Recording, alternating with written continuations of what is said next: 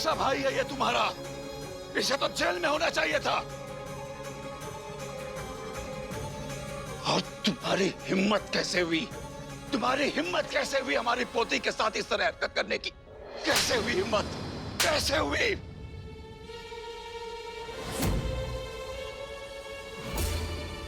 अतः कल्याणी ने ऐसा क्या कह दिया कि तुम्हें इंसानियत के दायरे से बाहर जाना पड़ा?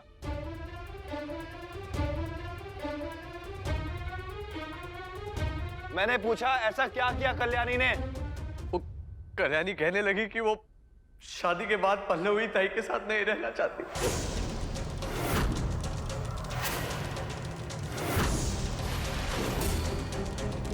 और कल्याणी ने मेरी बहन के बारे में बहुत सारी ऊंच नीच गलत बातें बोलने लगी, जिसकी वजह से मैं अपना गुस्सा नहीं संभाल पाया और झूठ बोलना बंद करो, बंद करो।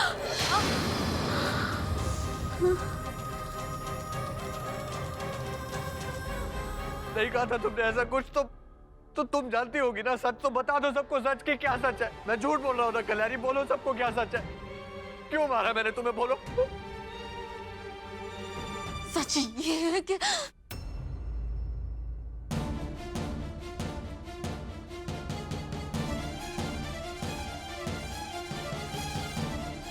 अगर आज मैंने अथर्व की सच्चाई सारे घर वालों के सामने बता दी तो ये पागल आदमी मल्हार जी की संपदा को ढूंढने से पहले ही संपदा की जान ले लेगा। अरे बोलो ना, अब बोलती क्यों नहीं? बोले क्या सच है?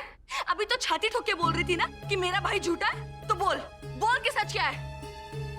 लेकिन एक बात याद रखना, अब ना इसके बाद मैं तुम्हारी शादी मेरे भाई के साथ हरगिज नहीं होने दूंगी, कभी नहीं।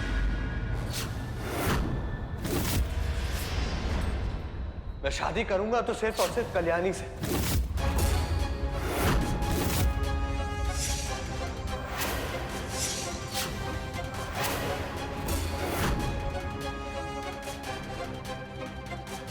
अथर्व, ये क्या कह रहे तुम? माना कि कल्याणी ने आपके बारे में गलत बोला, लेकिन इसमें कल्याणी की तो कोई गलती ही नहीं थी। उस वक्त कल्याणी होश में नहीं थी।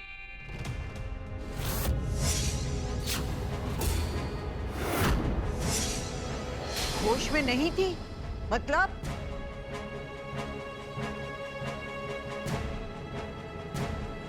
आओ साहब, वो कल्याणी ने शराब पी रखी थी।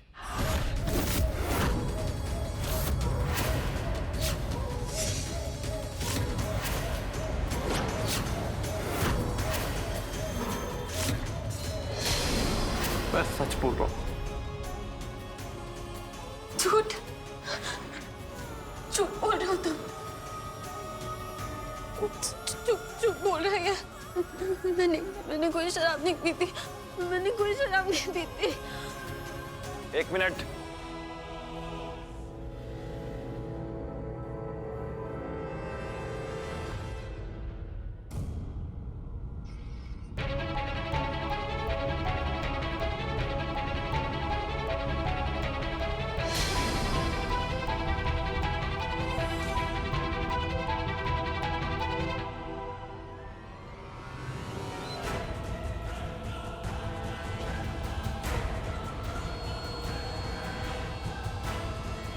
बताइए ना मल्हार जी, कहिए जो सच है।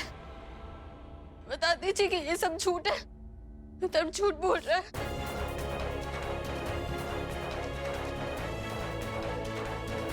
कहिए ना कुछ।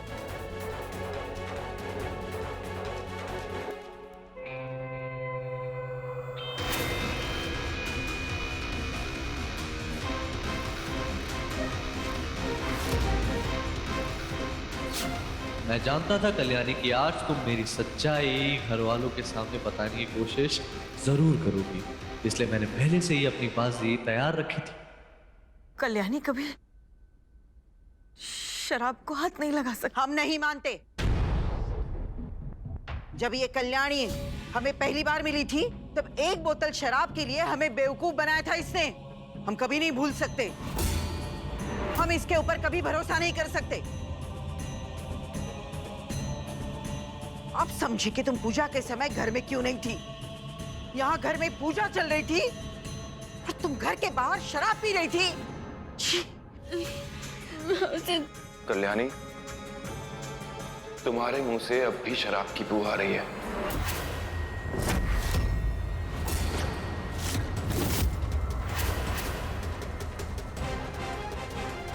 मैं मानता हूं कि अथर्व ने आज सारी हदें पार कर दी हैं। ये तो मुजरिम बन ही गया है, लेकिन इस तरह पूजा के चलते वाड़े में शराब पीना, मुझे तुमसे ये उम्मीद नहीं थी कल्याणी। शर्म आ रही है मुझे तुमसे।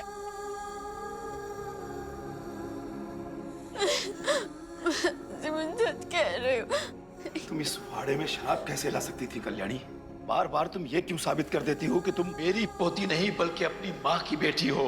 आजोबा, मैं सच कह रही हूँ आजोबा, मैंने शराब नहीं पी थी। पूर्ण विराम।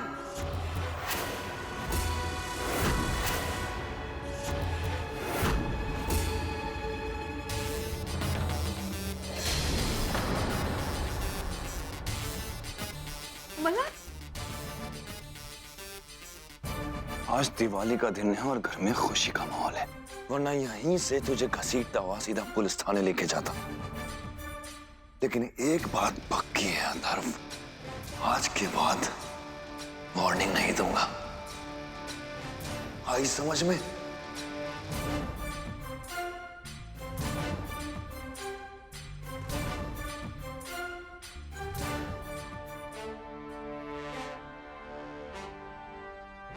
मुझे माफ कर दीजिए बाबू।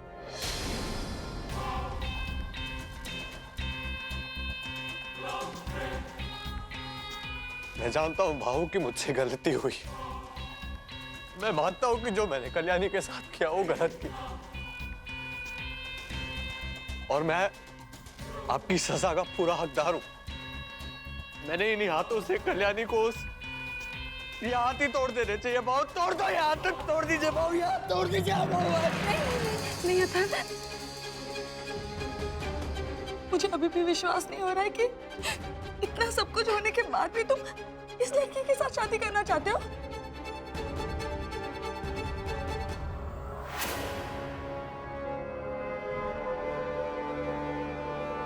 प्यार तो अंधा होता है ना ताई। तो तुम्हारी किसी भी बातों पर अब भरोसा नहीं रहा अथर्व। तुम्हारी राय किसी ने नहीं मांगी है। बस बहुत हो गया। आज के बाद इस लड़की के साथ इस घर का कोई भी सदस्य बात नहीं करेगा।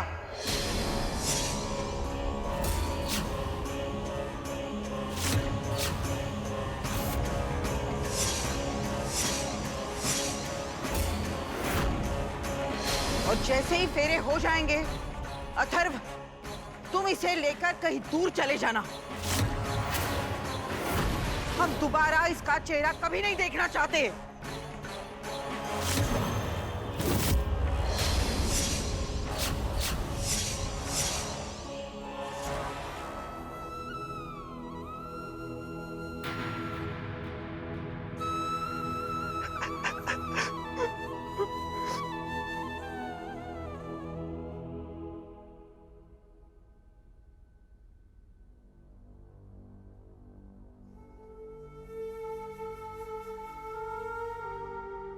मुझे तो यकीन ही नहीं हो रहा है।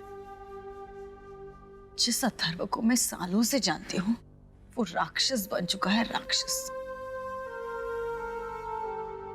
देखा ना कितनी आसानी से वो घर वालों के सामने झूठ बोल रहा था।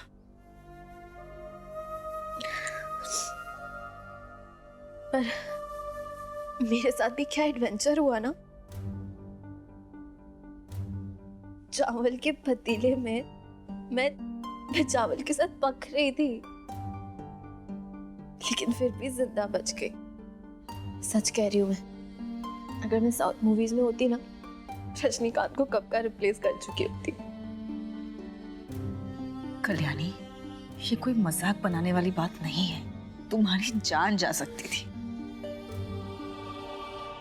और मैं क्या जानती नहीं, इस हादसे के बाद तुम्हारे मन में डर सा बैठा है।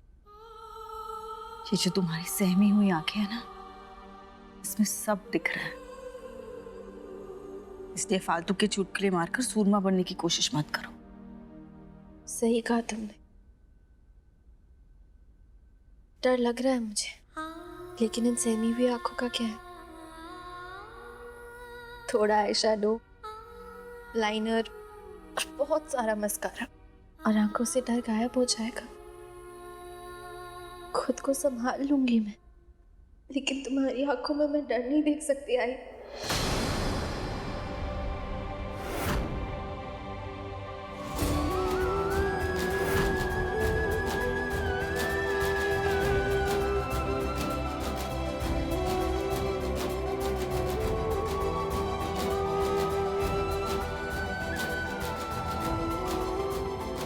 सारे घर वाले मुझे माई कहते हैं,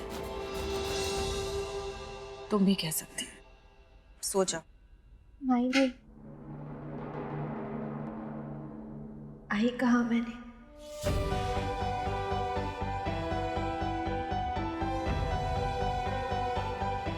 आई बुला सकती हूँ ना मैं तुम्हें?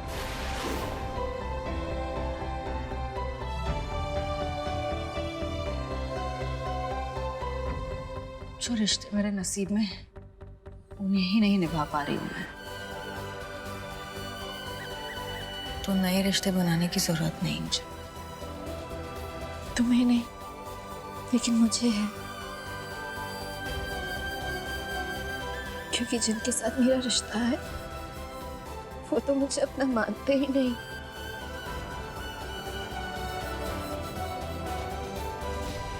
तुम्हारे साथ भले ही खून का रिश्ता ना हो मेरा, लेकिन तुम्हें दिल से मानती हूं मैं। आई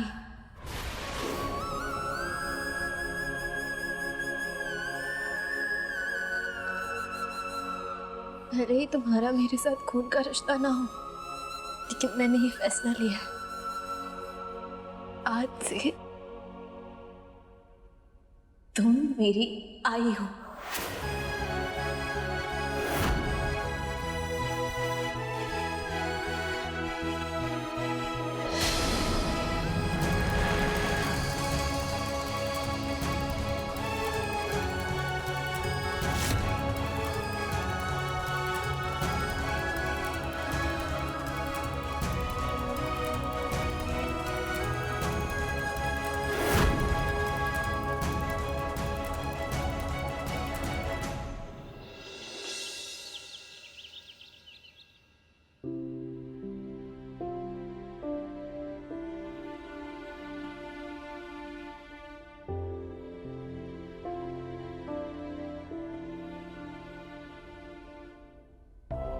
चलो, बुखार तो कम हुआ, छाले भी भर रहा है। पता नहीं बेचारी को और कितनी तकलीफें सहनी पड़ेंगी। इस बच्ची की परीक्षा पास करो भगवान, पास करो। लेकिन तुम्हारी आंखों में मैं डर नहीं देख सकती आई।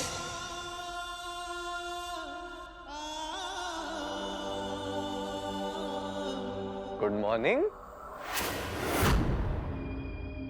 क्यों आए हो? अरे माई, मैं वो कल्याणी की तबीयत पूछने आया था। मेरी होने वाली बीवी की तबीयत ठीक तो है ना? हिम्मत कैसे हुई तुम्हारी अथर्व? इतने सालों से पहचानती हूँ तुम्हें, लेकिन इस हंसते हुए चेहरे के पीछे जो राक्षस छुपा है, उसे कैसे पहचान नहीं पाई? जीती जागती लड़की के साथ तुम ऐसा कैसे कर सकते हो? लो माई, मैंने तो कुछ किया ही नहीं। मैं तो सिर्फ उसे पतीले में डालकर बंद करके सिर्फ डराना चाहता था। मुझे थोड़ी ना पता था कि उस पतीले को चूल्हे पर चढ़ा दिया जाएगा। और आखिर मैं थोड़ी ना चाहूंगा कि मेरी होने वाली पत्नी का शरीर शादी से पहले ही जलकर खराब हो जाए। अब देखो तो सही, कितनी जली है बेचारी।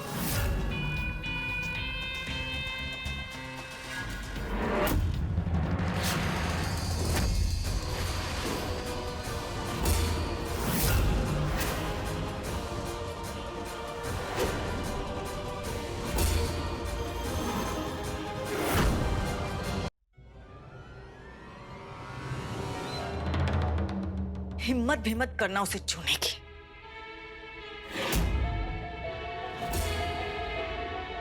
अच्छा नहीं छूता माई आपकी कल्याणी को, पर शादी के बाद भी छूने की परमिशन मांगनी पड़ेगी क्या आपसे माई?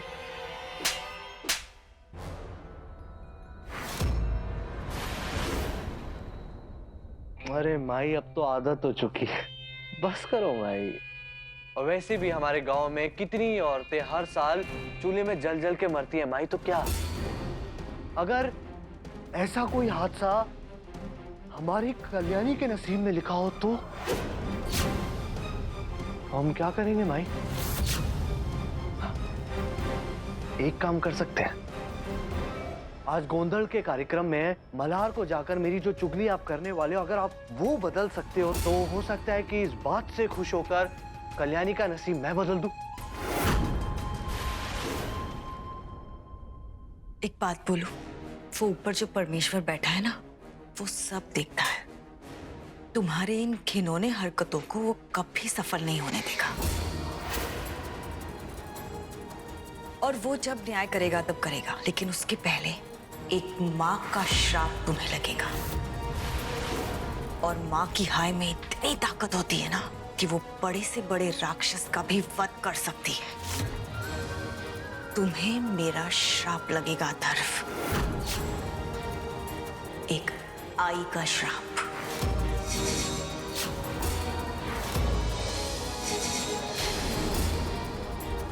आई शपथ, देखता हूं।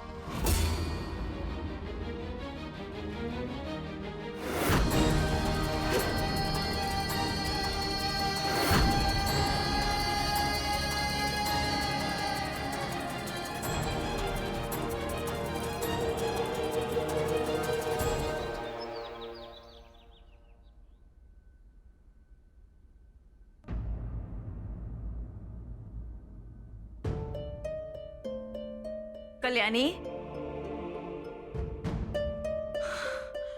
कल्याणी कहाँ चली गई? अभी तो यहाँ थी। कहीं अथर्व उसे उठा के कहीं लेके तो नहीं गया?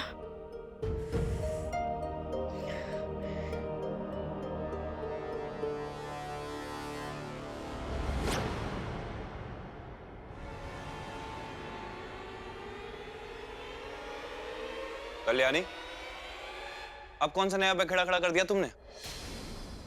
एक तो तुम ना मेरी समझ के बाहर हो। कभी कभी लगता है इतनी शरीफ हो, मासूम हो, और फिर कोई ना कोई बखेड़ा खड़ा कर देती हो। क्या चाहिए, जल्दी बताओ।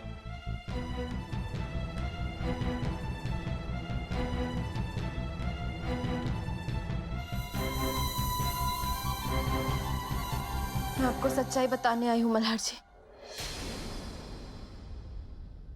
और सच्चाई ये है कि संपदा मुंबई कहीं ही नहीं है। उसे अथर्व ने किडनैप कर लिया है।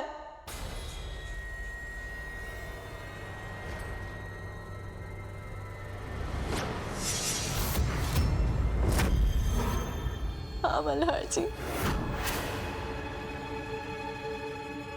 मल्हार जी, मल्हार जी, मल्हार जी, मैं आपको पहले ही सच्चाई बता देना चाहती थी, लेकिन मैं बहुत डर गई थी।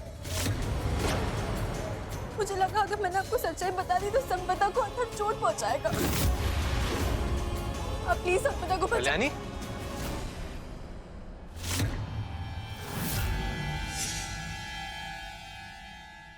भाऊ, नमस्ते भाऊ। कल्याणी, तुम यहाँ क्या कर रही हो? तुम्हें तो कमरे में आराम करना चाहिए।